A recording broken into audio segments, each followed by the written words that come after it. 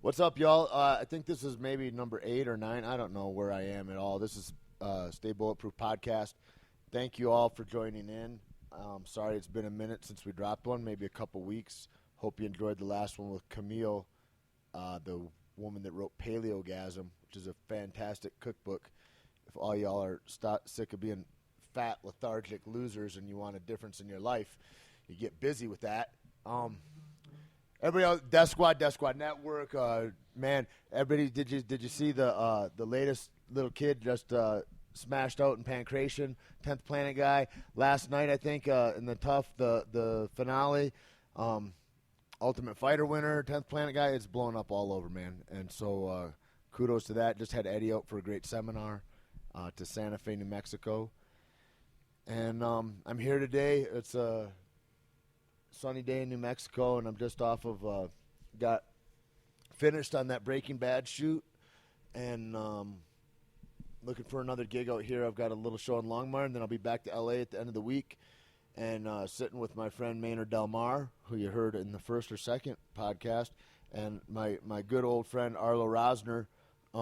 Maynard, I think you can find him at Maynardo PLTM. That's at Maynardo Platinum. At Maynardo PLTNM. That's on his Instagram. His Twitter is at Maynardo, and that's simple. And yeah, he's here dyeing his beard and hair. He looks like Groucho Marx. It's pretty phenomenal. Maybe we'll get a picture of that. And Arlo is like a really good looking Alfred Hitchcock.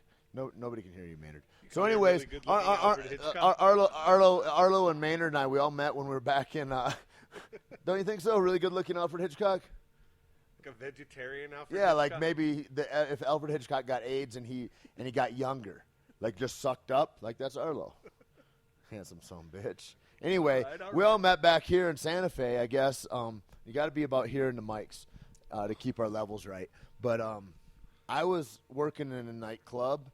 And I was bouncing and then managing the place, and Maynard came in, and he was bartending or bar backing or something, and just being a fantastic homosexual, out flighting around the way they do.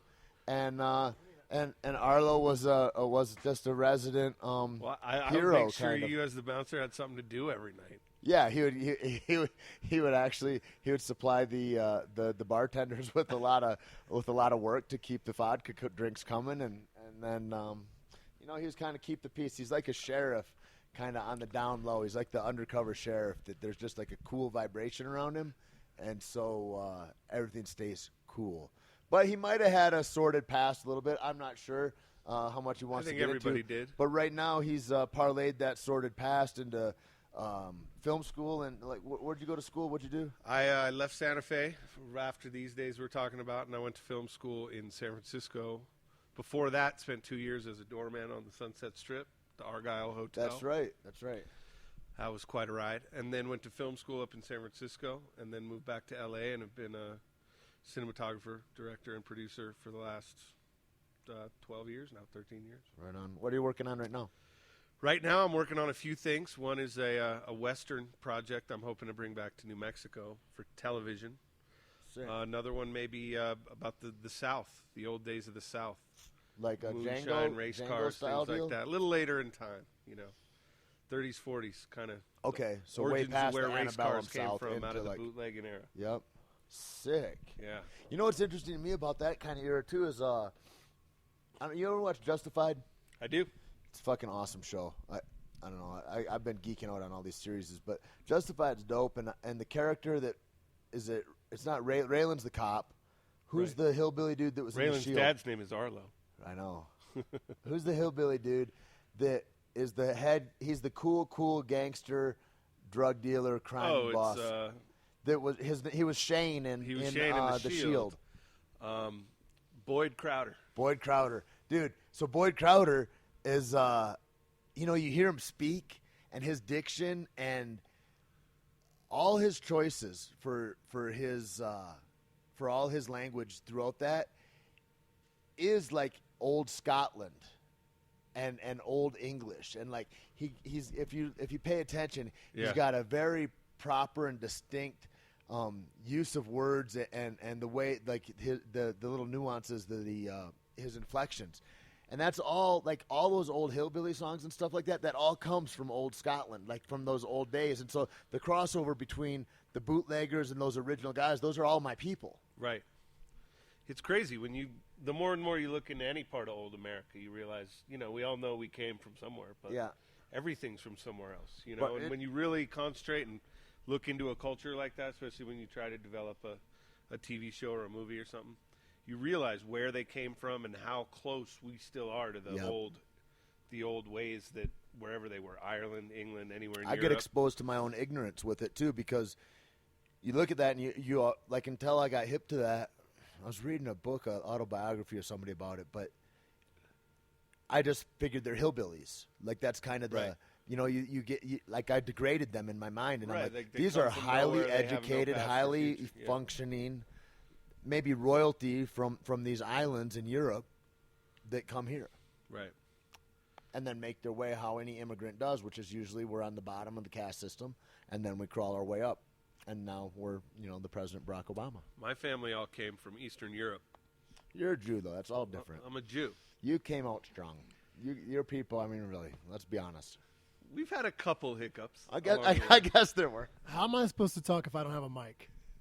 Well, that's maybe by design. You got to get close. You got to get close. You can borrow mine. Come sit next to me, Take buddy. a seat, brother. Can't sit there because I just spilled color on this. So Maynard's really, he's dripping in black dye right now. He's a sight to behold. I think he's just bragging because he has hair. No, listen, that's true. Tait and I sitting here bald. He's Yeah, dying. two bald. I'm the only one with hair. So yeah, basically, I have to color my beard because I started getting gray at 19. Handsome as a mug, though. Yeah, And- pretty boy. Very, very pretty. I try. And yeah, so I've been dyeing it because my sister has a salon. It's pretty badass, and I've been dyeing it forever, since the rave days with pink and purple and blue hair and everything. And so now, I'm getting older. What was the most colorful your hair? What was the most colorful your hair has ever been? One time I had a spiral in it, kind of like when Red Hot Chili Peppers that video came out, and I guess it was Flea maybe that had that like crazy spiral in his hair. It was bleached in from the top. I did that with red and pink. Would you think that you inspired Flea to that look? I think I did, yeah. All right, but you So saw it on him. the whole and you hair did it. dyeing thing, that's you. No, I think I did it before him. Okay, I'm sure that's true. He was also country before country was cool, and when Paper Airplanes came out by MIA in Florida, he was the first one to play it, just so y'all know. And I wore purple socks before Donny Osmond, for you Mormons out there. And that just dates him, because nobody really knows probably that reference in this room, except I for don't Maynard. think I was alive before Donny Osmond. So, at any rate, moving on. What are you working on right now, Maynard? What are you up to? You're recently in a changed career path. Currently, I'm on Longmire. I just got off of Breaking Bad as a part of the AD department, which is the set PA, which is a fancy name for I'm the bitch on set. You're like the hall monitor of the film world, maybe. Yeah, I'm the hall. I get to see if you have a pass to go to the bathroom or not, even though I have no power to tell you not to go to the bathroom. Awesome. It's a good way to see the whole show, though, from the bathroom. So when you produce when you produce films, are you how much research goes into it? Like this Western that you're talking about, how long from the inception of the idea, and then you start writing it, and then you're like, man, I've got to dig deeper into these characters and the backgrounds. Luckily, this one was, this is the first big one like this to this degree that I've ever really done. Luckily, it came from a book. This one specifically, can't go into much detail, but I read a book and said to myself, this would make a great story. Sick. So for that, you're kind of, and then you option the rights to the book. You contact the writer, and you kind of control the rights to use what they've already done. So if you were to So what's the deal like with the If writer? you were Like to calculate the number of years that writer spent writing the Right, book that right. I get to look at as a collected piece of research, I mean years and years and years. And then now say I write the book right, and you contact me. right. What kind of deal do we strike? Like I A want longevity in my goddamn money. advantageous one for you as the writer. Okay. Like what? I mean, are there different? Like, there's got to be deals out there that people get that are like, the guy that wrote Happy Days, wrote a comic book, and then just sold it to them for $100 or something. Or like Quentin Tarantino's a good one with True Romance. Yeah. And he sold it. He gets zero power in how to edit that or how it gets played out. They change the story. He hates it, disavows any kind of connection to the film. Right. I mean, there's two ways to look at it. Everyone says film industry is like really a dirty business, and producers and everyone's out to get somebody like a writer. It's no mistake that we're in it. The other side of the coin is that you got to do your homework in any business. You got to make the right deal for yourself. So every deal is different. Everything's unique. Every writer is going to have a different perception of what they deserve. Every producer is going to have a different pitch about what they want to create it into. So, I want to make it a movie. I want to make it a play. I want to make it a TV show. I want to take, for instance, You're Justified is just based on a short story by Elmore Leonard. Right. That's one, I don't know, 10, 20, 30 and pages. He's a writer that's he's normally, very well known. He's like writer. in Miami. He writes usually like he's written some stuff like some detective stuff in South Florida. Yeah, that's what I've known him for. Yeah. But a guy like that's going to really know his way around a deal where he's got an executive producer credit and probably a forever piece for every dollar that show makes. Whereas, some people, they want to get, the most important thing is to get their name out there the first time. So it's, and on the other side of the coin, for a producer, sometimes it's their first one, and they're gonna make a lot of concessions just to get something on screen. Whereas the 10th time you do it, you don't need to do it again. You've done it again. You made your money. You've done it before. You've made your money. And, you've got a way you do this, and take it or leave it. We'll move on to the next story if you don't like this. Yeah, that's the thing. It's all a combination of the story, so many the stories two sides involved, and what you want to turn it into. And that in itself becomes a unique fingerprint for the deal you're going to strike with anyone on every project. Breaker. Like, I know you guys are talking about important stuff, but I have to wash this hair dye out of my face and hair, so I'll be right back. There he's bragging about having hair again. Boy, oh boy. His beard's not that great, but no, it's interesting. And, everyone's different, and that's the hardest part. Yep. And every person's different. They all try to dig in a different place. Do you have a manager or a lawyer that goes over it with you and is like, here's what we can do in this and here's what we cannot? I have a lawyer who's currently the only person who's ever made money on this project so far. That and the writer of the book. Me, I've just been spending money for years. But the lawyer is key. A long time ago, like when my partner and I. How much money did you take to film what you've done so far? Because you filmed something to pitch it, right? We haven't filmed. We got the book. I did a lot of writing on my own. Okay. Summed it up. And then you take snippets from other things and you piece together a little story, a little teaser for them? We, in this case, for the one we're talking about, the New Mexican Western, made like a big PDF presentation, the equivalent of a PowerPoint with a little more creativity to it, that just outlined the major bullet points of a story. Where do you go to do that? I've been a producer for years. I make commercials for money, really, advertising, and I just know tons of graphic designers. Yeah. But I mean, how do you get a meeting to the guys that you want to present to? Like, how does that happen? And that's the trick of the business. That's about being in an industry for many years and eventually knowing people that can maybe make, whether it's the person you need to talk to or somebody that knows the person or. It's funny and it's cheesy as shit, but it's who you know, right. And you have to be able to, 80% of a good idea in entertainment is telling the right person at the right moment in the right way and creating enthusiasm in them to take it forward from you. And that's where the magic of your deal goes in, is because you're going to give it away to someone. Right. And you just got to make sure that before you do that, you're in there the way you want to be. Right.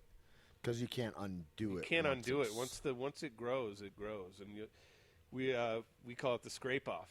As soon as people start liking what you're doing, they want to scrape you off like a fucking wart. Right.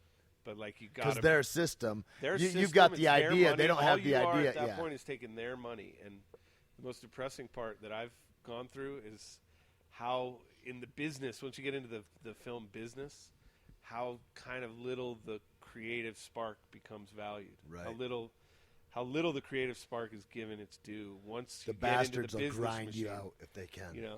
But it was my idea in the first place. Doesn't go too far compared to, I know the president of HBO. But whereas the other thing, if you posit yourself correctly, like there's like the guy that made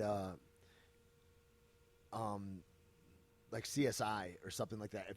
If you're a creator, if you're a creator of a show, or like Vince Gilligan is a good one for Breaking Bad. Yeah. You're a creator of a show, you're kind of set. But to those be guys like to be Gilligan the and creator, Kurt Sutter, they've spent years as writers under other people. right? Years watching people get screwed over, watching people win, And knowing how to watching people safeguard lose, themselves. writing the whole time, mastering their craft, mastering the ability to pitch that show, and at the same time doing years and years of research on the one that's going to be theirs.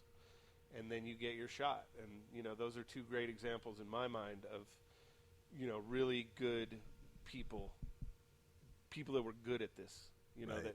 that did the right work in the right way with the right people, timed it right, and created ideas that were strong enough to handle years and years and years of public scrutiny and maintain people's attention. Did Gilligan? He had a hand in the David Duchovny X-Files. In the X-Files he show, came up right? through X-Files. Was he just that guy? a Chris writer? He wasn't something. the creator of that. He was a writer, No, right? the writer. I'm blanking his name right now, but he wasn't the creator of X-Files. But I think so, and I'm not sure where Kurt Sutter came up through. But I know they've both been in the business for quite a while. But no, I mean it's timing. It's timing, and it's not only your timing. I think with the industry, because the industry goes in cycles. Right now, you know, we're looking for this. Oh, you know, something did well, so everyone wants one of those. You know, so if you got the right idea at the right time within the industry, that's really key. But also the timing within your own kind of creative career. Do you see that right now in that like? Right now it's Western. That's what I was going to say. There's a genre of Westerns. Like right now, like all around us, like Longmire's like a modern day Western, I'd say, like set in present day, but and like we've got one in coming in Hillbilly that's going to times. be a comedic Western. And now we got Seth MacFarlane's here with this and comedic we've got, one. You know, Hatfield and McCoy's was Natalie a big Portman's catalyst doing another to me one. as far as doing a Western in the TV world.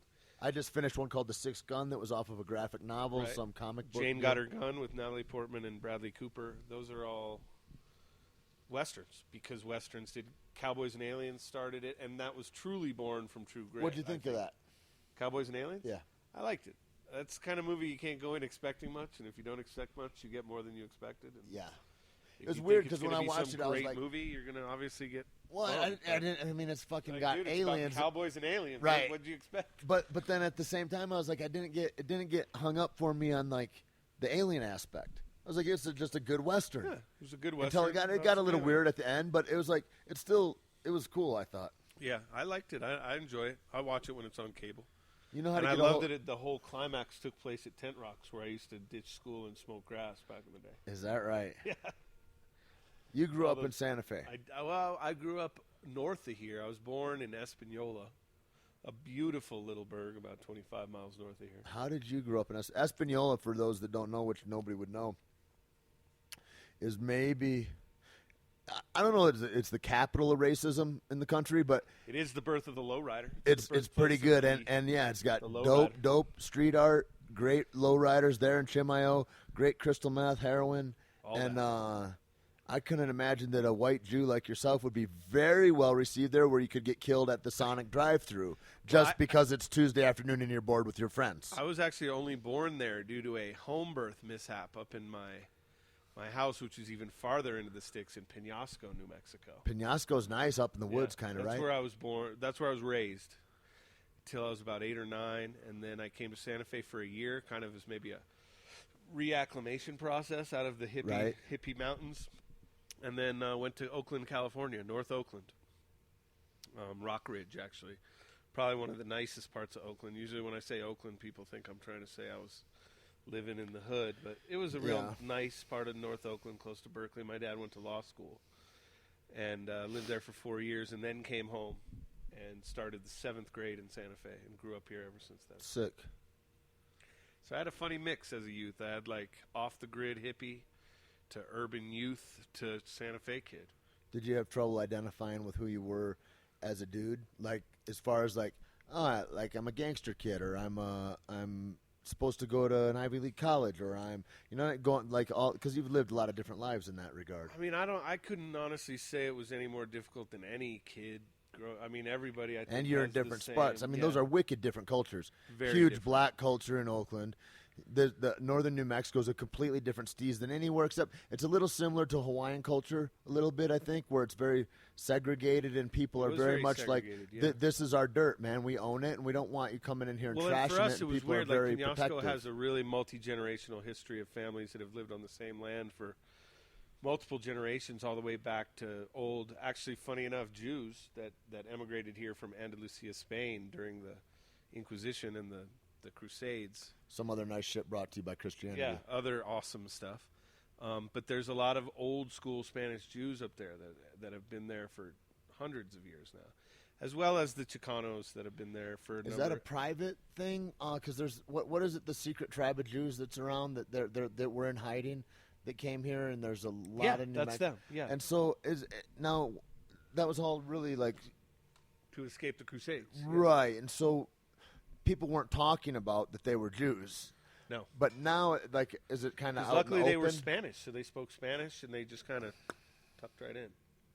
Because I would It's think a little less open. My mom and generationally, dad told like, me that would get stories in lost. the early 70s and late 60s where they had met some people that earned trust and heard some stories, but it's still pretty quiet. yeah. And it was funny, like, to go back about the segregation. We were one of a few hundred people that lived up there that were all there as kind of hippies, kind of coming out of California and Berkeley and all that.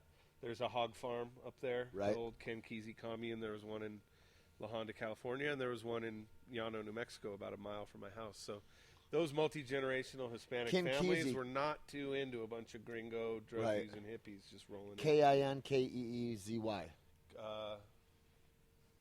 What's that? What did you just spell? Ken Kesey? Ken Kesey is K-E-N. E-N. Like first name Ken, Okay. space, K-E-S-E-Y. I got a Ken Kesey on my Facebook. I don't know who the fuck No, that Ken is. Kesey's an old hippie dude. He wrote the electric Kool-Aid acid test. He was friends with Tim Leary and Wavy Gravy and all I was those just guys. offered on that show. I was just this guy Michael Bolin, who I want to have on this podcast. He was a guy too whose father was in Tait with those guys, with Tim Leary and one of the biggest proponents of DMT in the world, who's passed on. And like Strasbourg down in U of M, or UNM, he does a lot of his work still. Terrence McKenna, though, was contemporaries with his father, and he talked about, not to tell too much of his own story, but he talked about like a lot of that up in Northern California and in those communes, that it was like, he's like, I did DMT when I was 13 years old with Right. my dad, but which is just this wicked, tremendous, hallucinogenic, transcendental, maybe going to a different place, not really tripping. It's not it's not like a trip that I've heard about. It's like you're going to a different Pretty dimension. heavy duty. You know what I mean? And there's no hangover. It's like completely fast acting. You're in and out in 10 minutes or something, unless you drink ayahuasca. And So it's a it's long like time. those wheatgrass things they sell at Whole Foods. It's derived out of wheatgrass, and it's derived from the pineal gland in humans. But he said that everything else was really looked down upon. Like if you brought heroin or coke around, like the whole group was like, "Who the fuck is this loser?" Well, those But are they were real detrimental, whereas the psychedelic drugs tend to have the notion that they'll enable something in the mind, but I don't think heroin or coke really enable anything what do you think except about the that? ability to really be keen on yourself. Make some folks some money too. What do you think about that as far as healing aspects of psychedelics? I think that's a tough one, man. I'm not a doctor, so I can't tell you, but I don't know that those are the people to ask to find out I information think there's about good things and bad things about it. I know people who have really admitted to have really mind-expanding revelations through psychedelic drugs.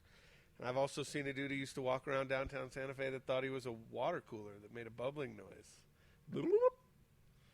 Because he took too much acid. He Might have been some other things was that went into that, convinced he though. was a water I cooler. always wonder when I see I that don't know. shit. We had a guy in my hometown in Alpena named Batman, and he'd walk around. He had a compound bow, like to shoot fucking arrows with, and a leather duster. And he'd just walk around, and he looked scary as fuck. He looked gnarly. He looked like the dude in 3 O'Clock High, that old bully story, right? and everybody said he just tripped too much acid. But then I always wondered, like, that's what you'd always say about the crazy abnormal dude that's walking around your town. Yeah, right. I wonder how much of that. Met a shit's guy real. yesterday. I was out with a friend of mine. Met a guy named the Mountain Man here in Santa Fe. Picked him up, gave him a ride home. He's lived in a teepee up in the mountains for 51 years. He had like a fox pelt around his neck, but I think he had forgotten to take like the insides out of the fox first. It was stinky as shit. Are you serious? Yeah, had a sheriff's star on. What a guy. Did he have a horse or dogs or anything? No, but he was covered in different furs of all kinds. Of all kinds of dogs. Yeah. That seems to be a very northern New Mexican type. And the funniest part was we drove past him. He's just standing there, like craziest looking guy I've ever seen, just standing on the side of the road. My friend, she's like, we gotta turn around. You gotta take a picture of that. So we pull up, and I'm like, hey, can I take your picture? My phone's tweaking. It's taking too long. She's like, well, fuck. Now we got to give him a ride. It's taking too long. All right, where do you got to go? He's got to go about Thank God you're in a rental car. 3 miles up the road. He gets in. We take him home, and like you guys live around here. It's up right across from 10,000 Waves up in Hyde Park. Yep. Pretty. $1 million homes, $2 million homes, $3 million homes. And then he's got like a stack of beehives and a teepee on this lot that he's had since 1962. Literally right in the middle of all the Hyde Park estates. This guy, the Mountain Man. Doc, the Mountain Man. And he could be a millionaire. Like and he could rolls. sell, his lot's probably worth $1.5 million. I mean, holy fuck. And he's sitting there. Is he aware of that? Wearing a dead fox to stay Maybe warm. he's got a rotting fox around his neck.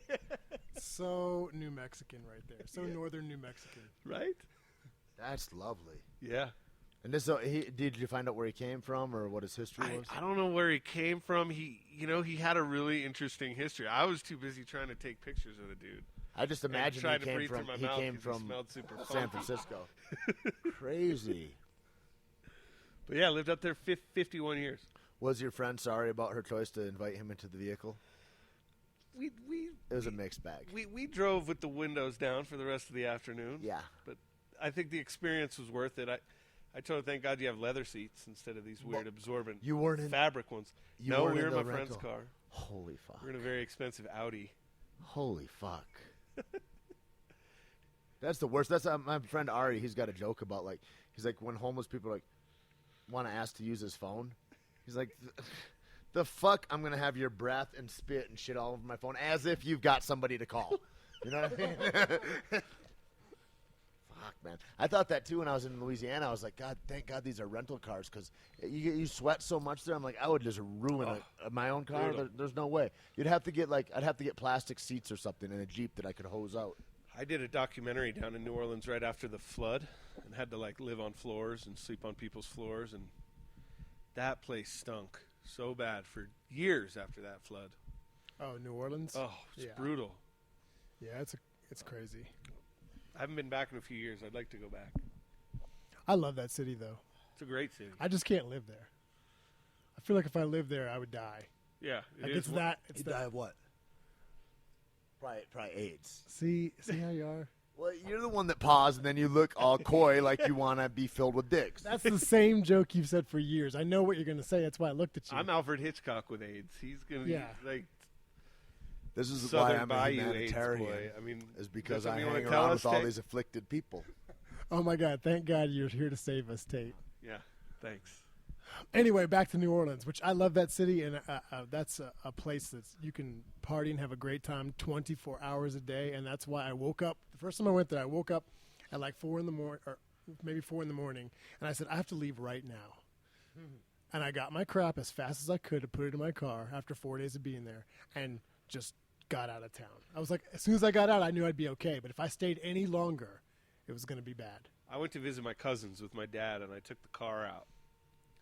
And I remember the first place we went on the way to the French Quarter with my cousins was the drive-through daiquiri bar. And I was like, say what? She's like, oh, yeah, well, you can just drive through. And we got 24 Jell-O shots and large daiquiris at the drive-through That's just window. like New Mexico when I first moved here. Through, and I was like, are we allowed to have open containers? So my cousin said, well, no, it has to be closed. The top's got to be on the daiquiri cup. Like the plastic lid yeah, that you put over you got to drink it out of the straw. Yeah, you can't guzzle be it. An open container. You can't be guzzling it. You got to drink it through a Man, straw. These dudes are literal. And then so I party all night, not proudly drive home pretty wasted. And I'm like, I got to get into the house real quiet, right? So I'm driving on I-10 past the Superdome, jamming, great night, empty freeway. Accidentally run over a shovel. What the fuck is a shovel doing? Just sitting in the middle of the freeway. Anyway, it's New Orleans. I'm like, oh, God, man, what happened? And the shovel chopped my exhaust off, like up at the engine. So I'm in this little Ford Festiva rental car trying to sneak back into the neighborhood with no muffler anymore. It's just like I'm driving like a lawnmower. Like a drag racing lawnmower up into the driveway. 19 years old, trying to sneak in. And how'd it go? I got laughed at. I drove over I ran over a shovel. So awesome. That's some shit to explain to But the my rental dad was car. cool about that stuff. We went to the rental car place the next day, and he complained that they gave us a car without a muffler. Yelled at him, screamed at him, demanded we got an upgrade. That's a lawyer, too. Yeah, my dad is a lawyer. That's genius. And also, why is the shovel out there? Like, what body got buried by the side of the highway, and they were like, fuck this, I'll just put it in the road. And we don't even People, need that's some shovel different rules in New Orleans. Yeah. It's all different. There's a dude when I was there, and he was telling a story about he moved to Alabama or something, and he was like, and he's a retired dude, nice old guy. I walked out of a store, went in, buy a couple beers, walk out the store, pop one open, just drinking it, walking back home. Cops come up, pull me over, put me against the wall. Like, there's all this, like, what's going on? And he'd never been out of New Orleans. He didn't know that the laws, that's a different fucking place. They've got laws like, it's like the Old West with no rules at all. Right. It's like anything goes. Like, he's like, what do you mean I can't? I'm an American. I'm 68 years old. I can't walk down the street with a beer. I've got a beverage. Been doing this since I was 6. Yeah. It's awesome. It's a crazy town. Yeah. It's a whole I'd different. be curious to see how their film production boom. Dude, it's rad. How business is done out They there. had like 90 films going when I was there or something, or slated for that year. There, Atlanta, North Carolina, man, are banging. And Michigan now, your homeland. Michigan dumped it out, I think. The last big one they did was Oz. And then they had a Republican governor that went in, and for whatever reason, they nixed that, too. They had $1 billion studio, one of the nicest studios in the country, that will, become a homeless shelter or something probably.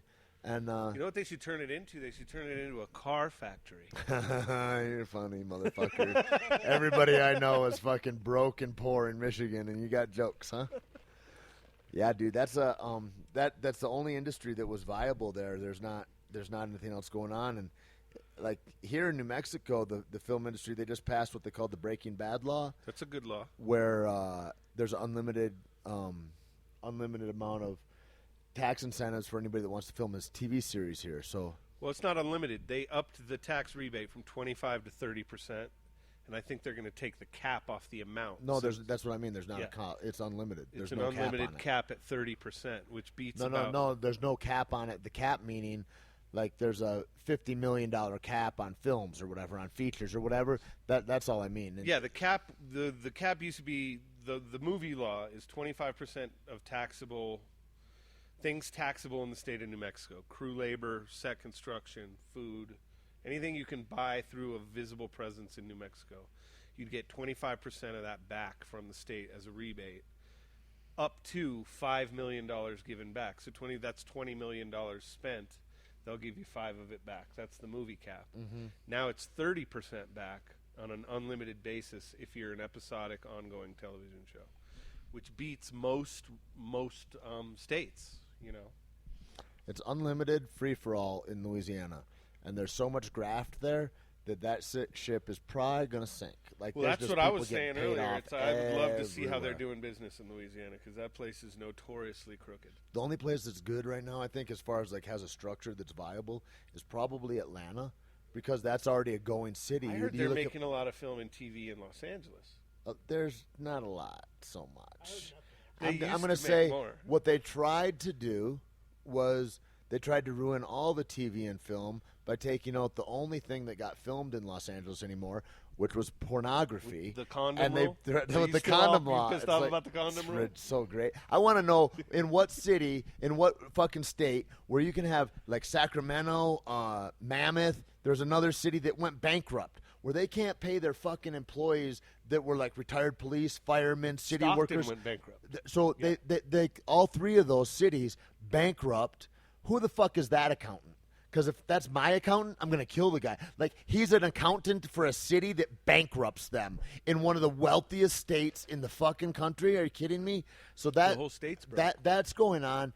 And now we're going to have to pay for an extra guy to be in every fuck room in every shitty fucking little McMansion in the fucking valley to watch and make sure there's condoms on. We got money for that? Are you serious? It's totally awkward having that guy sit in my bedroom every night, too. It's like, what are you doing here? Okay, He's hold there, on. He's got a sandwich. He's watching. It's like, come on. Let me get this straight, though. So you're saying that they passed a law in California for porn that they have to wear condoms. They want to protect Yeah. the porn performers who are probably, I mean, you're filthy pussies out there getting drug around, like a lot of you animals in sororities and shit. You guys are way filthier than the average porn girl. Those girls are tested every 3 to 4 weeks. They have to be to work, and they all know exactly what's going on. It's like that's probably the safest pussy on the planet. Now go over to USC, on the other hand. Maybe There's not crabs so the much. size of small dogs walking to football games. And they Kicking talk. Tommy the Trojan sculptures. And the crabs talk And there. the crabs talk. They have a show. Yeah, they're like, with the Valley Girl accents. They have a podcast. Crab talk. Crab talk. Oh, You God. put your ear close enough, you can hear the ocean. Well, I think I'm going to say that the gays are to blame for that condom thing. Really? How so? Well, because in gay porn, they've been forcing people to wear. Porn. Yeah, that's gay porn. Yeah, it's That's where, like where gay people have porn? it's where at least 2 dudes, but not limited to 2 dudes, have sex with each other. Yeah. True story. Wait a second. Yeah, 100% true Dudes story. have sex with each other? Aren't there laws about this type of shit? There ought to be. Well, anyway, so 2 dudes are going at it, or maybe 15. It doesn't matter, whatever. So because of HIV, I'm pretty sure that they had an industry standard for themselves where they put condoms on people for a long time. Right. All through the 80s and then... Isn't it true that HIV isn't really real? Isn't that true that it's basically a bunch of dudes that caught some kind of a virus? Yeah, but they then hired they're the fucking- guys who did the they're- moon They're landing, huffing poppers and they made shit. AIDS. And they're getting so sick with their drug use and their partying that their immune systems get smashed, and then they die of pneumonia. Isn't that basically it? AIDS ain't really real? You know, I have heard that. Dr. Duesenberg says that. Yeah, and I heard it on Joe Rogan's. Was it Joe Rogan's things? Yeah, I heard that, and I listened to the whole thing, and I was actually kind of What do you think as a cock swallower? such disrespect I know. Because I'm supposed to have respect about that. because you're jealous. That's the thing about straight dudes. You wish you guys could do that because then you could really be alpha, but you can't because you're just like you look at dicks and you're like, well, I just don't want to touch it. It just grosses me out. And it's like that's a limitation. That's fear, and that Well, I had a shows how you're. conversation the other day. If a man and a woman are standing facing each other 10 inches apart, and you're a straight man and you got to shimmy through them sideways, who do you face? Do you face the girl and risk, the guy's Johnson pressing up against your ass? I'll Or tell do you, you face the dude, keep an eye on him, and risk a little penis-to-penis contact? I'll put my. Where do you lean? Where do you stand, Tate? I'll go hip to hip with him, and just look right in his eyes.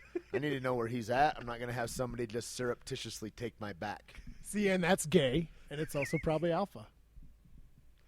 Not gay, completely alpha. Anyway, I want to know how you feel about. I mean, because it used to be a real epidemic. AIDS is not an epidemic anymore in America, and I don't know that that's because there's less people fucking or more people using condoms. I don't think not either of those things are true. well, supposedly I heard it's on the rise again, but it's always on the rise again, quote unquote. But I do think that like poppers and drugs and like binge drinking for days and days and days, that can't be good for your immune system even if you don't have HIV. So, and those people get sick and die too. Right. People that just drink all the time get sick and die. A lot of them. True. Their insides rot and they're bleeding out of their ass and all kinds of shit. And that's the same thing that a lot of That doesn't happen in the straight community. The bleeding out. I've never seen that. That's true. We know people that have said they've done that because they drank so That's much. just drinking. That's Tim Frankie. That's different. Don't touch. You're not supposed to say names.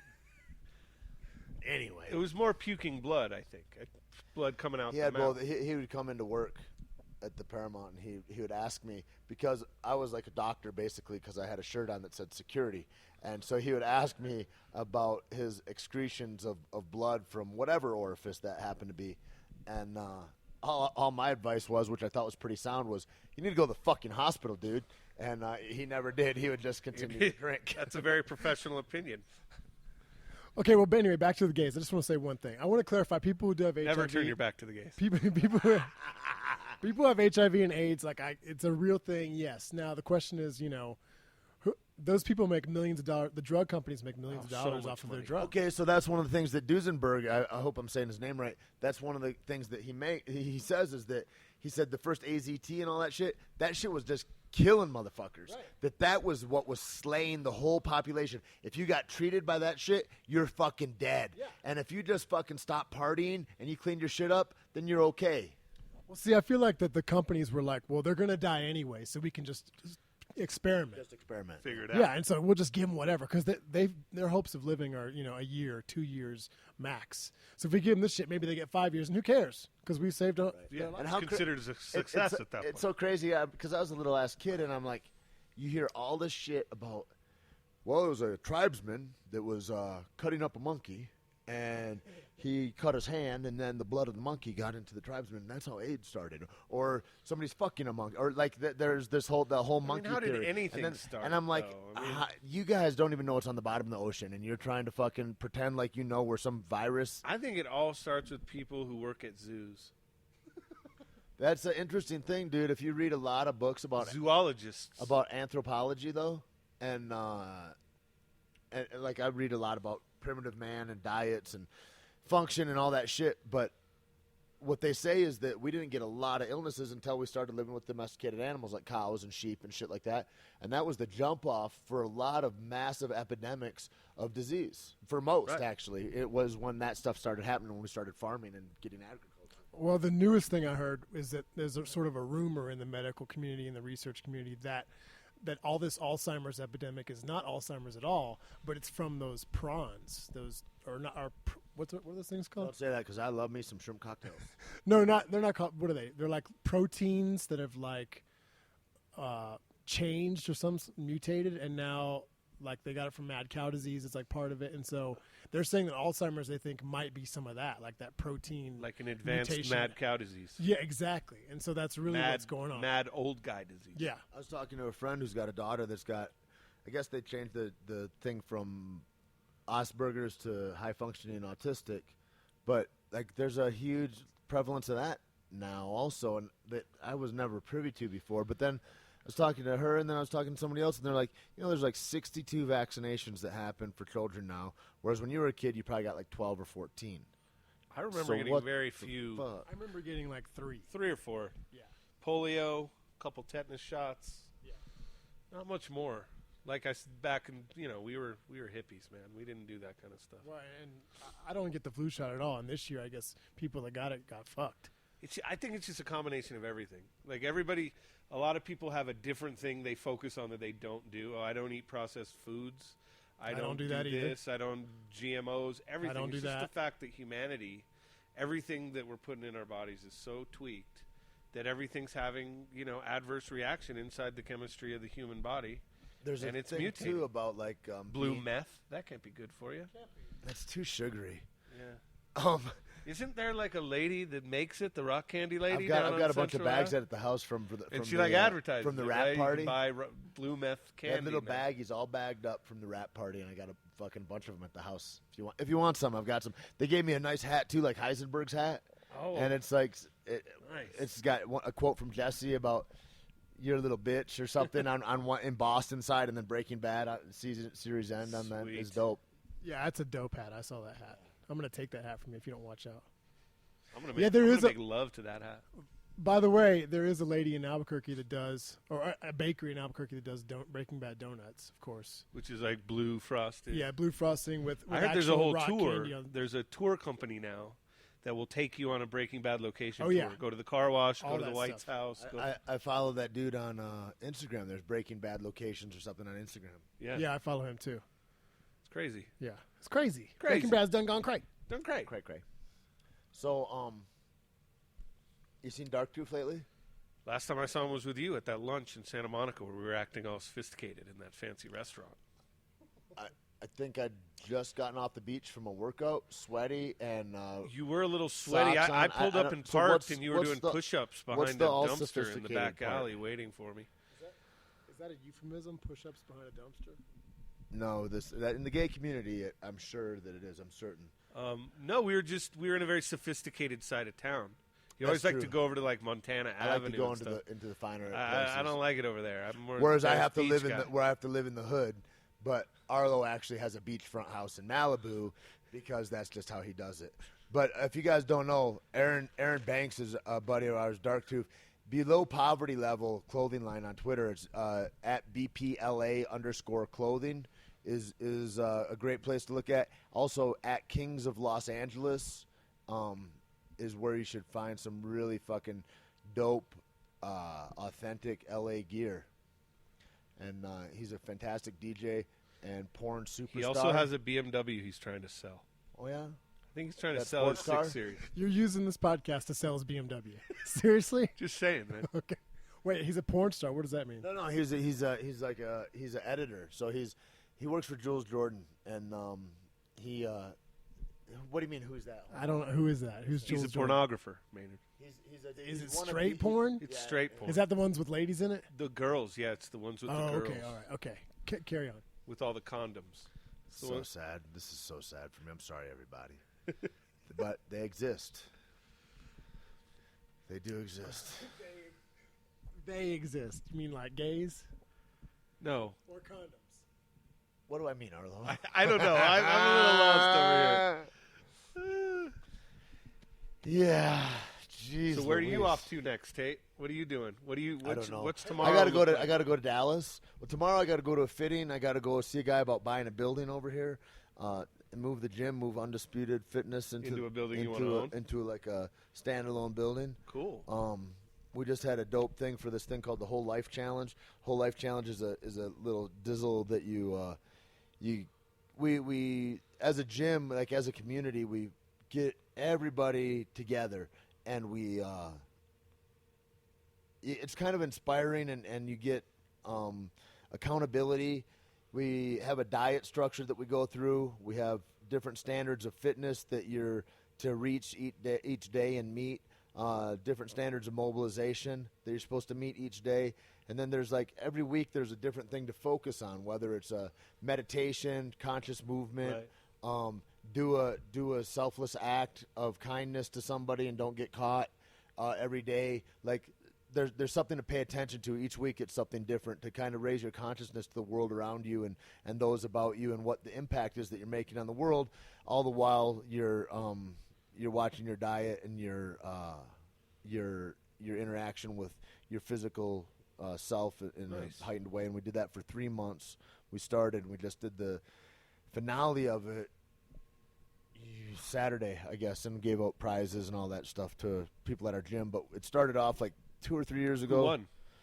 Oh, Who was the best human at your gym? There's so many, man. It was like a fucking tearjerker. It's like you see people that have this I can't built into them, and we see them all the time. I see them in gyms all over, like in CrossFit gyms everywhere, and they come in and they just can't, and it's like it's the reason that people sit and don't go into those places and go, I'm good at selling cars, so I'm just going to do that, and all those people are crazy. In the meanwhile, there's a little ache inside their heart that they're scared that they can't really access who they really want to be. And you see people. There was a girl, one of the members at my gym that came in, and when I started coming in, she's really overweight, like short, like 5'6", 5'4", maybe 5'6", somewhere in there, and well over 200, I think, and dropped a ton of weight. But I see her move; she moves beautifully. When she was doing an intro, I happened to be in town and watched it, and she rose, and she's tough, and a rower will beat you up; it will take your heart, and so she rose, and I'm watching that, and I'm like, God, she's tough too. And then I hear afterwards, man, and she said it again on Saturday. She says, I walked by this gym for 3 months. Wow. Every day, and I'd cry some days, and I'd walk by. It took me 3 months to be able to walk inside the door and ask for help. And then she came, you know what I mean? It's like there's those experiences that I'm privy to, like all the time that come up, and it's such a huge honor to be a part of anybody's expression like that. And what Undisputed Fitness, CrossFit Santa Fe has become has been nothing short of miraculous in that way. And this thing, the Whole Life Challenge, you can find out more at wholelifechallenge.com. But that came about like a guy named Michael Stanwyck at CrossFit LA and Andy Petranek. They were big proponents in this and pushing it forward. But it started out with like 40 of us or something like that, I think was the first time we did it about a year and a half or 2.5 years ago, something like that.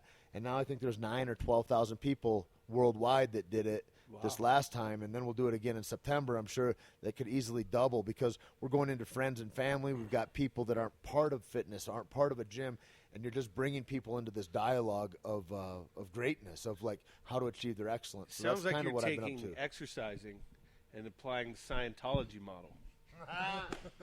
Is what it sounds like. If only I knew. I want L. to get Ron in, Fletcher. I'd like to get into the Scientology a little bit, just so that And what percentage of they've got everybody's snaps. paycheck? They know what's what. What percentage of the paycheck do they give you, Tait, as part of the whole life challenge? I don't have any idea what the percentages are. But No, they take his paycheck. Oh. I think it costs $40, I think, to enter the whole life challenge, and Millions to get out. and it was like $40, and I think we gave away like $3,000 in prizes to like 6 people or something like that. But it's it's basically for website deal. You sign up every day, you fucking check in every day, you write a little blog every day. It's about accountability, and it's about showing up for your life in a different way. I want to actually ask you about the random acts of kindness thing because I think that was a really powerful part of the challenge, and I just want to give me some examples about what happened with that. Like Nate would sometimes, he'd go pay for food at the tune-up and leave $10 with the cashier and say, will you please put this towards whoever comes behind me, whoever the next person is in line, will you leave this towards their thing? Or I'd heard of people going, to coffee places doing similar things like that. Or people just get flowers left on their car. Thank you for being a part of my life, or write a little note to either a loved one or a stranger or somebody that inspired them. All those moments.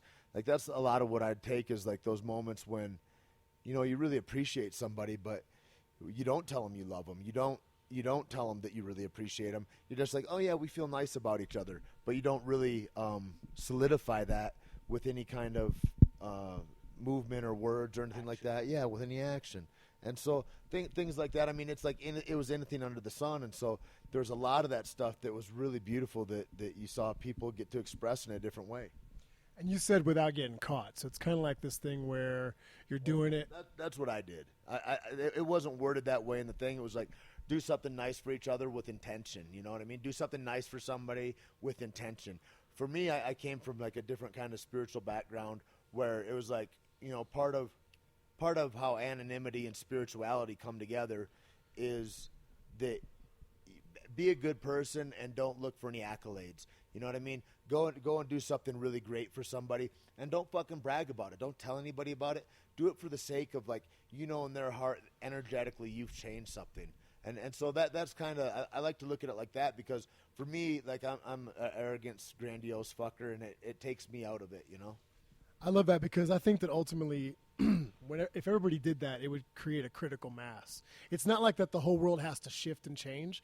It's that actually a really kind of a small percentage of people can shift. And that little small percentage can shift the entire world for everybody. Gandhi liberated India. He started it. And then all of a sudden, bam, 30. It wasn't all of a sudden. It was like 50 years later or 30 years later or whatever it was. But, right. It is interesting. I love the idea of not getting caught, just that the way you say it. Like, there's, I've been around a lot of charitable things before, and, charity is always good, and giving is always good, so it's hard to discredit that in any way. But sometimes when you're around foundations or charities or events like that, right, you see that there's so much about it that the people that organize these foundations or charities or any kind of giving, it becomes almost more about their ego and, like, what they get out of it and the image they get to portray themselves in as being so great. And it's like, you're doing this for yourself or you're doing this for someone else. And it's great that they do something for someone else, to repeat that.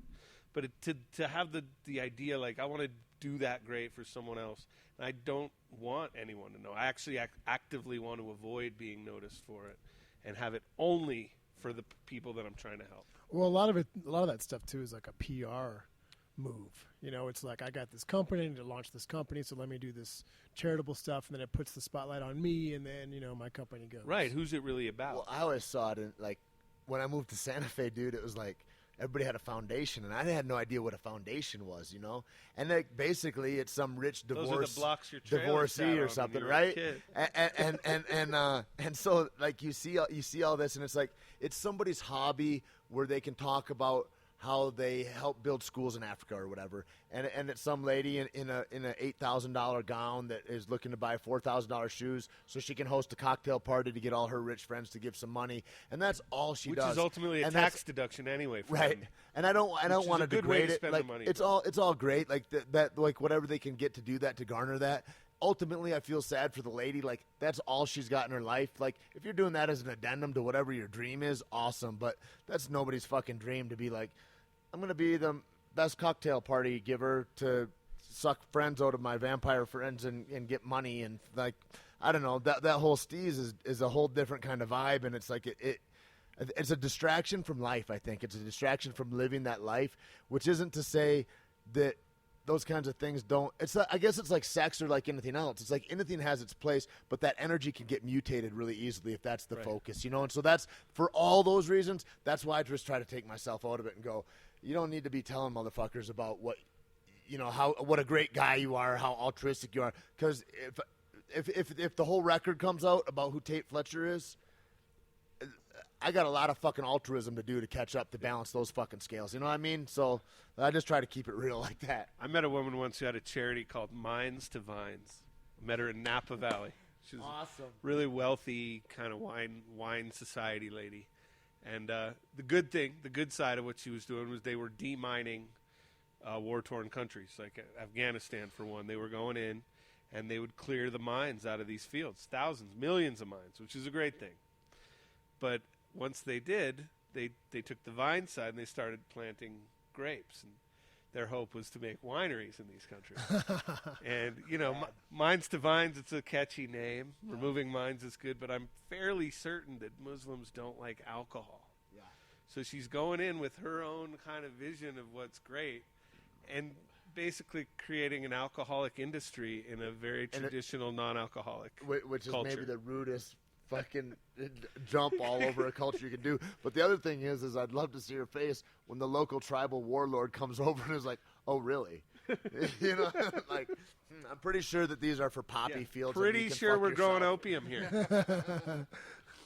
Yeah, that whole ripple effect, though, that's kind of what the whole life challenge has been, and that's kind of been like, it's weird, like people talk about the gym when they come in, and it was kind of, you know, like I trained at Jackson's for a long time, and I'm a 10th Planet Jiu-Jitsu fighter, and I started my gym as a 10th Planet Jiu-Jitsu place, but and then CrossFit came in as a conditioning thing kind of, and now it just kind of runs by itself with a great staff of people that kind of work that. But you know, I always tell people, I'm like, it looks like strangling people, or it looks like lifting weights, or it looks like whatever, but it's not what it's about. You know, none of it's what it's about. And really it was just, I'd get inspired because I'd see people that, and I'd hear it over and over and over again. They're like, God, I was scared to come in, and you just really encouraged me and took me with fucking kid gloves and helped me through this thing. And you hear that over and over again. I go, this is about letting people be empowered. This is about how to infuse greatness in everybody, how to make their shine come out. That's what this is about. It might look like boxing. It might look like all this stuff, but that's not what any of it is. All of this is how to extract the greatest good for these people. And the more empowered people I've got in my community, the more empowered a community I have. The more conversations I have about function, the more conversations I have about what fulfillment is for your own humanity, you know? And so all those things and all our programs are set up. And my life in that way is like I grew up in Alpena, Michigan, in this little place in northern Michigan that's really beautiful and all kinds of things, and not super affluent, you know. And all I thought, like when I got on The Ultimate Fighter, is that, man, there's no Olympians coming out of this city. There's hope. There's an overtone of hopelessness, you know, of I can't, that I've been fighting my whole life, and when I started going, God, Tait, you can help people get their I can't out of their head, and you can fix their I can, or I'll try, and that kind of ripple effect that's happened, man, it changes everything. And I remember when I cleaned up and I stopped drinking and everything, and this dude told me, he says, every day you're just throwing stones in the lake, for your whole life. Doesn't matter what you're doing. You always are. Sometimes those waves, those ripples are upturning people's boats. They're flooding their shit out. They're fucking all kinds of damage to them. Just because you change your life doesn't mean you stop throwing those stones. But you let all those waves be waves of fucking warmth and goodness that are helping and enriching and nourishing people around you.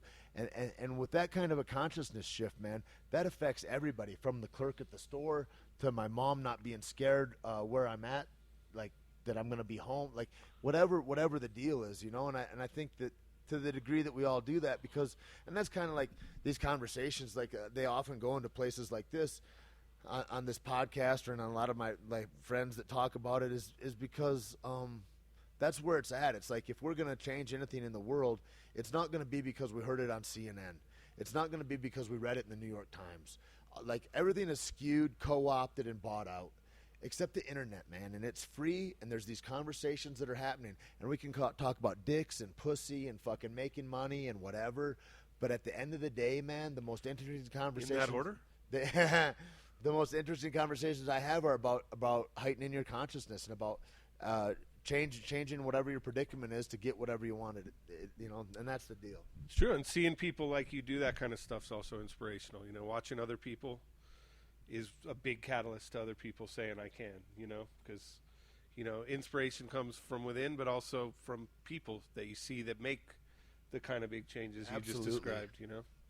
So it's a 1-2 punch. I mean, there's a lot of life like watching you, like when it's like working at a club or something and going, fuck, man. And then he went to school, and now he knows how to use a camera, and just, I mean, little bits like that. It's like, you don't know. It's like the streets are watching, man, and like what you're doing and where you're putting your feet are important, you know.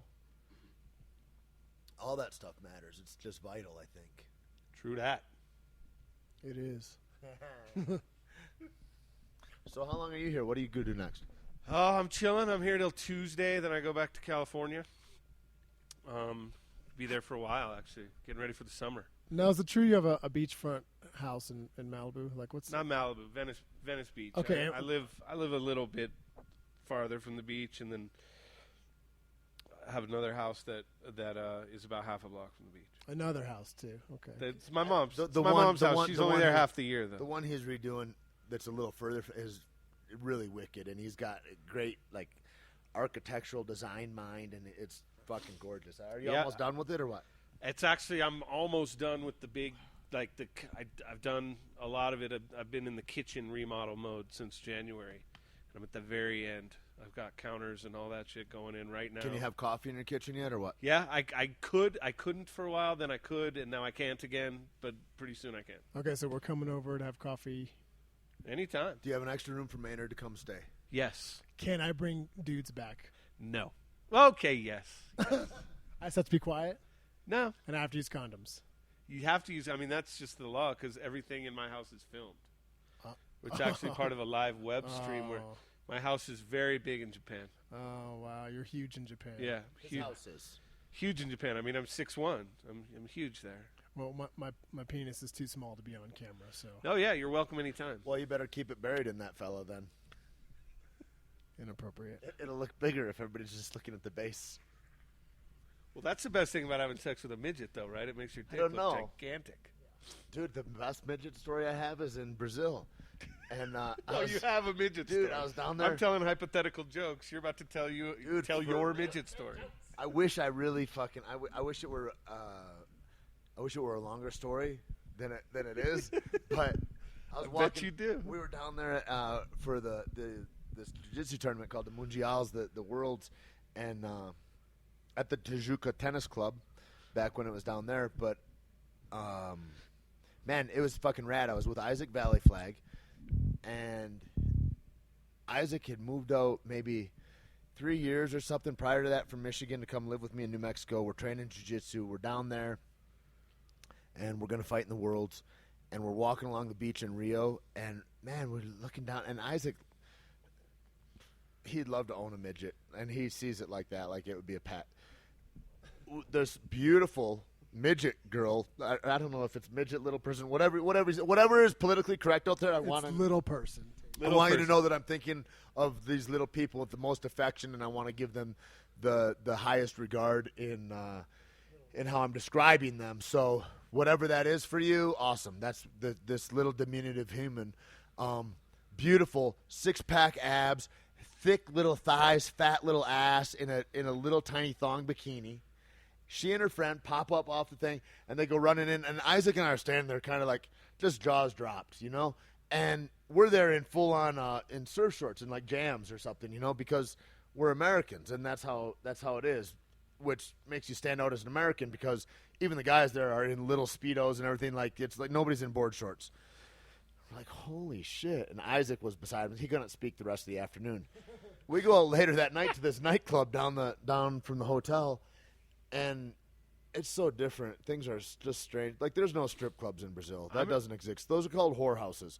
Only in America. To go for the World Cup. Only in America can you co-opt a boner into making that last all night long at a strip club, losing $400 or $500, and then going home in the same condition. Like, they don't fucking play that in other countries. Not in South America. I'm sorry. Gays don't play it that way either. I can imagine. The only city that I know that's different in is in San Francisco. Actually, they don't do that shit there either. But anyway, that's aside from the story. Louisiana.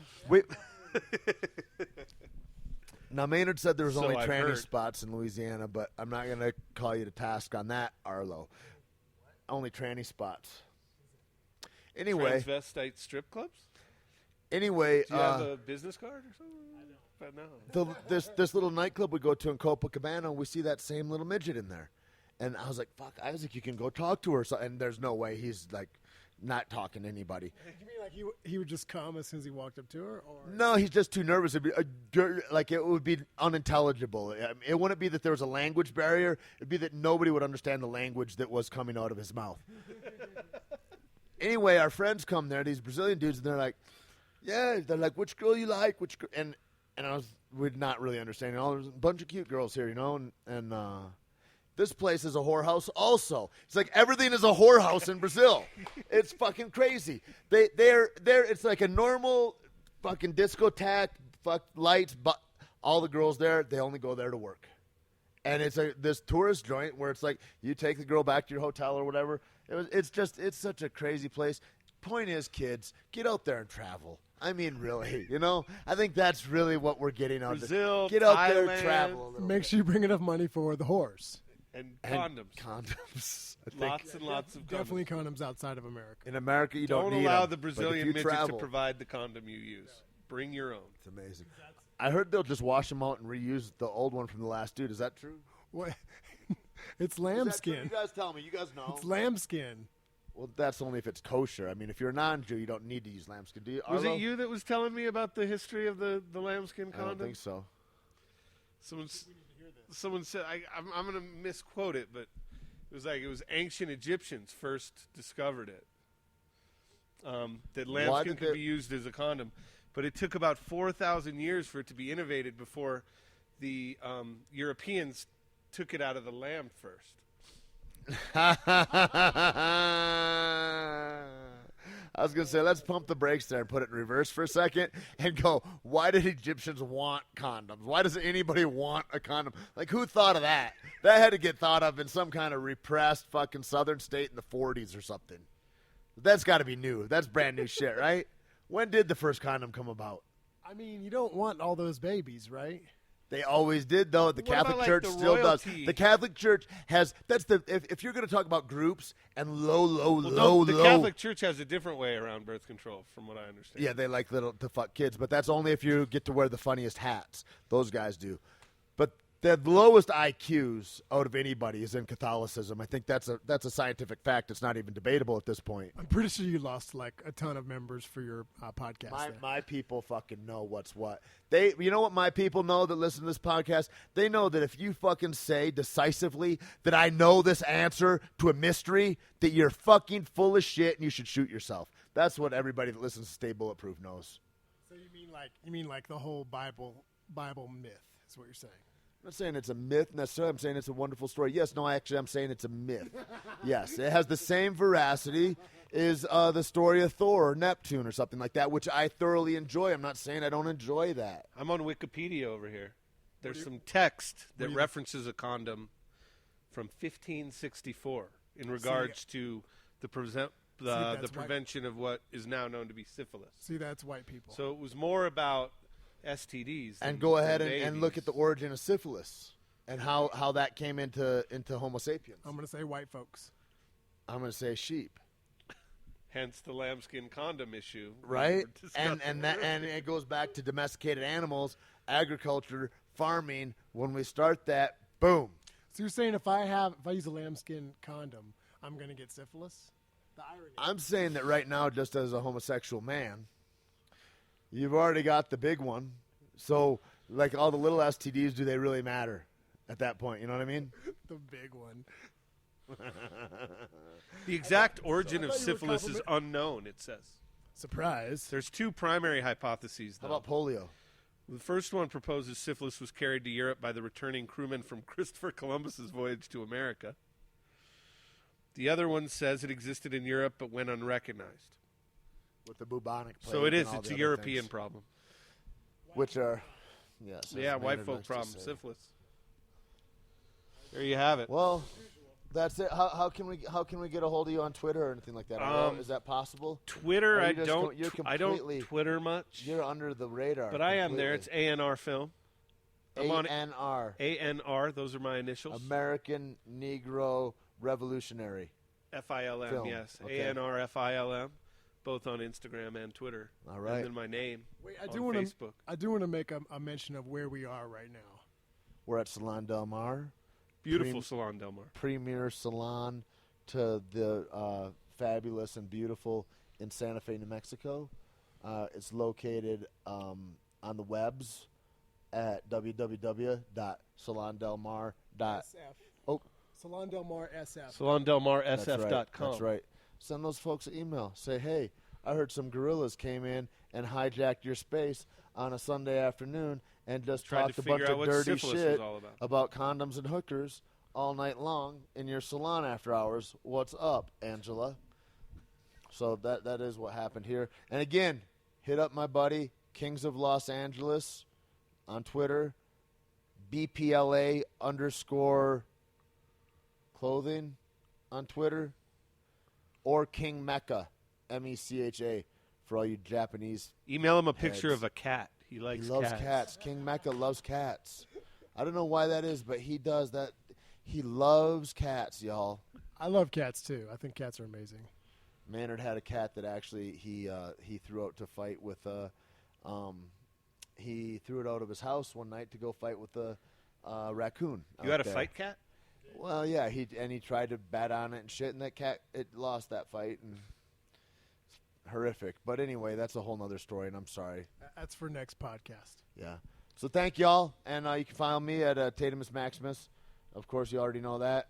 Also, same name on Instagrams, and at Maynardo on Twitter, and at Maynardo Platinum with no vowels on Instagram.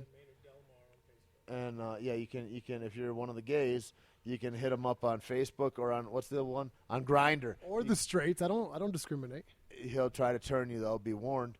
And I'm also big A lover on JDate.com. JDate, dude, you Jews get the best dating sites, huh? Oh, they're great. Christian singles, Christian mingles, is a Christian good mingles, one. Christian singles, what's- love to mingle. What's Jew Grinder for you? What's that called? There's no gay Jews. No, No, we're- wait, no. I'm saying Just the like gays Arabs. have Grinder. We have the best apps. What do Jews have for their apps? for the Grinder app, I'm not aware of. I know JDate's blowing If up. you all don't know about here's a quick lesson from Maynard about Grindr, and go. Grinder's just an app on your phone for dudes to find other dudes. I'm actually not telling any gay people that because every gay guy knows that already. I'm actually telling you straight guys because I know the you have Jewish no one idea. is actually called Grindberg. Grindberg. And so Grindr, you can find That's where you can people find within- Jewish gay men. with what kind of how close they are to you, right? You can. Yeah, they're close. And just so you know, on Grinder, you know if people are uncut or cut. What that is, circumcised, circumcised, Hey now, circumcised or uncircumcised. But on the Jew version, Grinderberg, Avi, everyone's we're all cut. everyone's We're all cut. Yeah, cut. so you don't have to worry about that. I'm sorry, everybody. We got to stop right now. This is too much. Hey, you know what else though? Brand new and exciting. There's apparently a website up called TaitGFletcher.com, I think, because some prick took TaitFletcher.com right out from under me, and they're doing some kind of resale shit or something on there. The guy's name is not even Tait. You know, how dare he get some quasi Z-level celebrity like myself's name to fucking go and co-opt his goddamn sales. The other thing is, you're gonna look for Life on the Z list. you're gonna look for as soon is beardrides.com, which I just bought, and I'm gonna put some badass stuff up on there. So just stay tuned, y'all, and thank you all. Stay beautiful, hug your mom, and please go make some people smile today. Thanks. Word.